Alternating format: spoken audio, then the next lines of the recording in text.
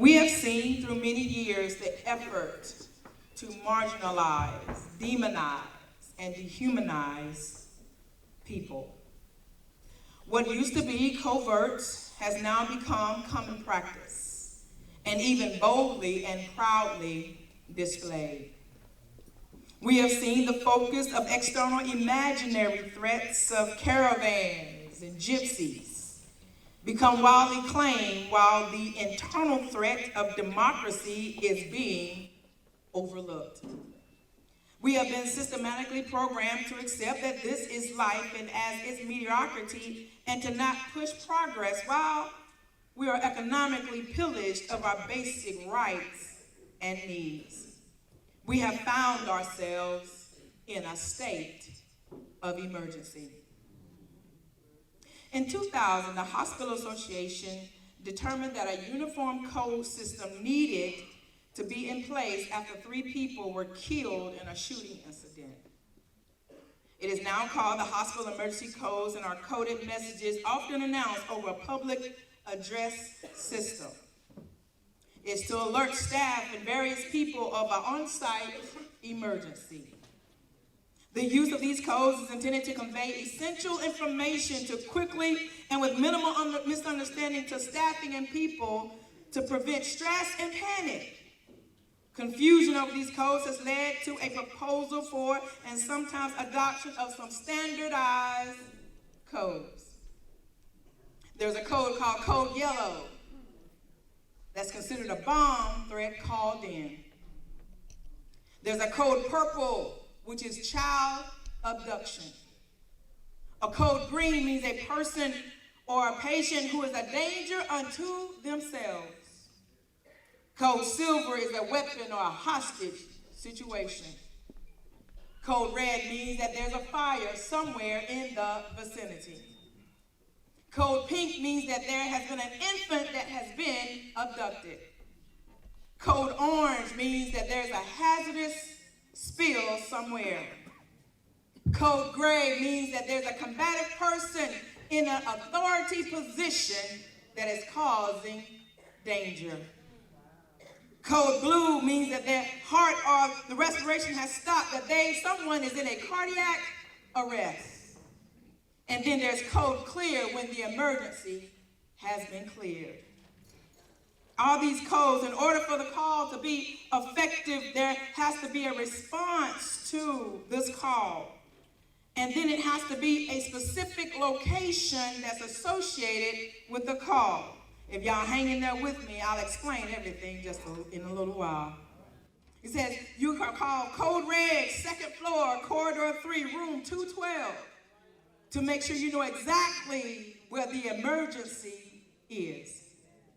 You see, I'm not here today not to divide a community, but to define our commonality.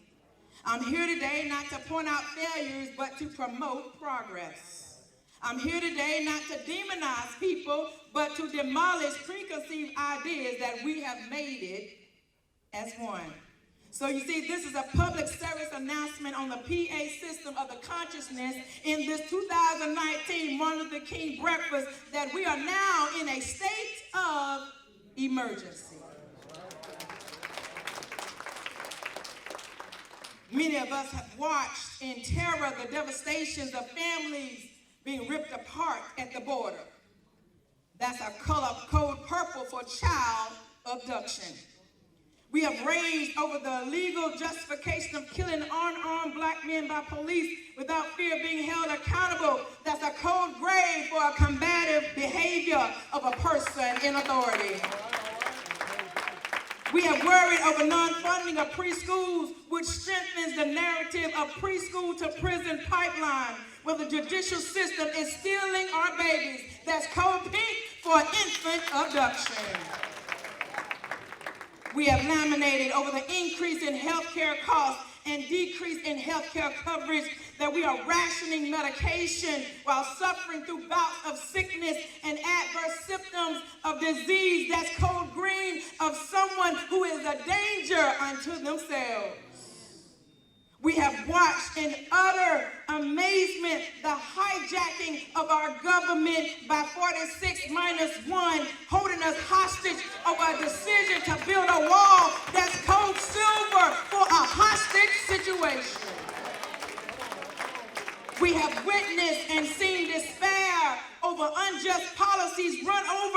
into the streets with revolt and rioting. That's code orange for a hazardous spill in the vicinity.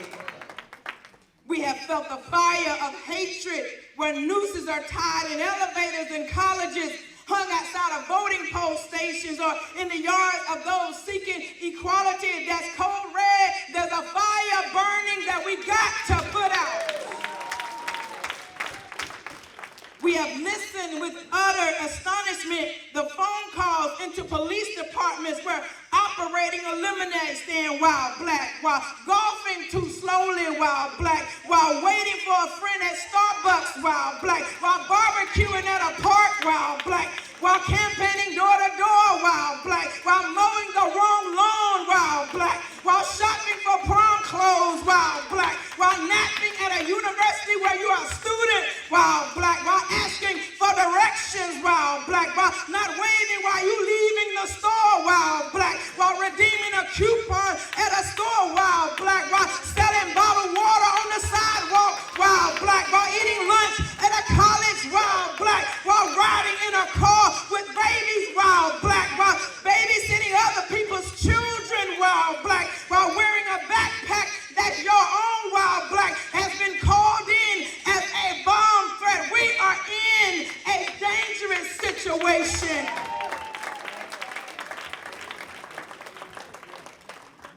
We've seen the heart of democracy stop as we witnessed and felt the regression of the Voters' Rights Act, the gerrymandering of the relining of the districts, the fraudulent claims of voter fraud, the outlandish displays of voter suppression. We are in a code blue situation. The heart of the democracy has stopped.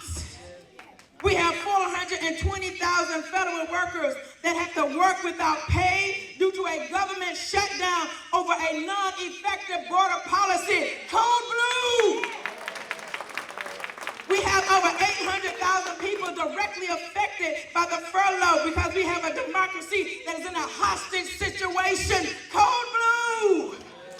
We have a reduction in funding for critical needs such as shelters for the homelessness, domestic violence center, shortages in funding for assistance of the most vulnerable people, our children and our seniors, with mobile meals reduction and SNAP benefits. We are in a code blue situation. We have watched in horror the heartbeat of decency stop, where the adultization of African American children makes it acceptable for grown men to punch, body slam, and manhandle our young girls. We're in a code blue situation. The heart of justice has stopped beating, where our young men are considered a threat, not by the intelligence of their minds or the potential of their purpose, but by the pigmentation of their skin. We're in a code blue situation.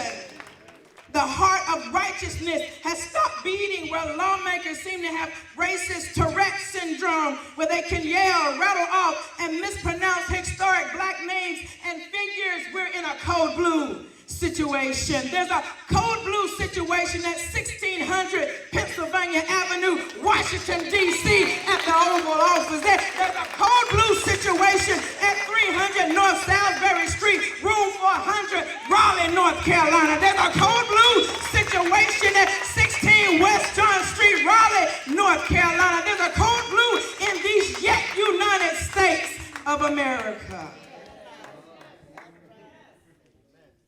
After a code has been called on the PA system, you got to understand, then there's a rapid response team that is needed at the bedside of the patient that's in that code situation. We who are here today are part of the rapid response team, where there are ministers and police officers and state officials and extraordinary people who are ready to assist the patient of justice, the patient of democracy, the patient of equality. We are the rapid response team of fighters for justice, marchers for equality, and cultural changes of corrupt policies must tend to the bedside of the patient called these yet United States. We have to be the rapid response team that resists and empower the policies that prevent progress in the state of North Carolina. We have to be the rapid response team that resists and empower the policies that prevent in the county of Harnett. We, the rapid response team, must resist the actions that dehumanize our children to numbers and not people. We, the rapid response team, must resist and empower the resegregation of our school systems as they redraw school district lines to shift money to affluent schools and create a substandard educational system. We, the rapid response team, must resist and empower the obliteration of our civil rights by the dismantling of the Voters' Rights Act of 1965. But just like Abraham Lincoln stated, where slavery is there, liberty cannot be. And where liberty is there, slavery cannot be. You see, the great Abraham Lincoln tried to put slavery and liberty in an asynchronous relationship for us. But how far have we really progressed in achieving the liberty we Americans love to sing about proudly? Oh, say, can you see the blood of our children spilled for entertainment purposes? Oh, say, can you see the destructive actions of fear tactics to take our voices and our power away? Oh, say, can you see by the dawn's early light where we are standing shoulder to shoulder, hand in hand, and we shall sing, we shall not be moved. We shall resist in power to change the laws that seek to divide us by informing everyone that your voice does count, that we're going to educate them on the relevant issues that are at hand. We shall resist in power to change the narrative that we can no longer sit idly by and be reactive to a circumstance, but we will be proactive in a strategy for better representation on the school boards, for better representation on the city council, for better representation in our court system, for better representation in our state government, for unjust laws that are passed. We will resist and empower any acts of oppression from selective hiring to selective housing. We will resist and empower by demanding and fighting for a living, working wage. We will resist and empower by demanding and fighting for increased affordable health care for one and for all. We will resist and empower by continuing to put pressure on the legislature, on the laws being written and passed that limit early voting. We will resist by demonstrating and engaging in nonviolent protests that we will stand and we will not be bargaining chips from a hijacked government of 46 minus 1. We will resist in power and stand boldly one with another fearlessly for every man, woman, boy, and girl, regardless of race, creed, or color. Where we will resew the fabric of this democracy with threads of hope and with love. Where when we hear the words of the Constitution, we can believe that it is harmonious with the great Martin Luther King words, that we hold these truths to be self-evident, that all men, black men and white men, Jew and Gentile, Mexican, Chinese, Protestant, Catholic, Greek and domestic, janitors and judges, prostitutes and presidents, PhDs and GEDs, blue collar, white collar, and no collar, that we are all endowed by our Creator, that we are fearfully and wonderfully made. We are marvelously created. We are magically mysterious. We are geniusly gifted. We are passionately peculiar with unalienable rights to overcome every obstacle of oppression, succeed in spite of all the things that go on our way. We are valiantly victorious, that among us is everlasting life. Oh, liberty, alas, am I born in this,